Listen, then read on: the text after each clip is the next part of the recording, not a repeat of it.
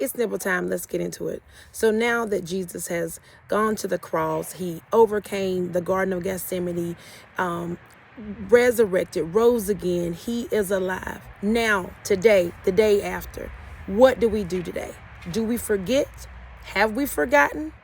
So what did the disciples do? So John 20:19-20. On the evening of that day, the first day of the week, the doors being locked where the disciples were for fear of the Jews, Jesus came and stood among them and said to them, "Peace be with you." When he had said this, he showed them his hands and his side. Then the disciples were glad when they saw the Lord. So the disciples, remember, they were fearful. They were fearful that the Jews were going to come and collect each one of them for being with Jesus that whole time. And so they were scared of what was going to happen.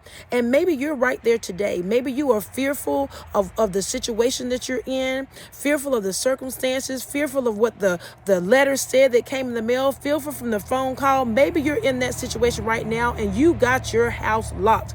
You're in a locked room. But guess what?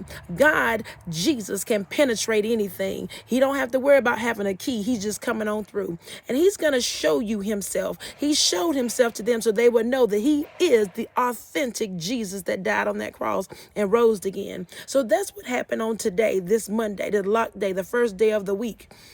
And so they were saying to themselves, everything Jesus had taught them, everything we have heard, everything we've heard through our lifetime, sometimes you forget all of the different things you heard, all the different promises, everything Jesus had told them, it had come to pass just like he said. So now it's done, it's finished. Now what do we do? Well, they begin to remember. So something happened in that locked room. I want you to begin to remember why you're in this locked place.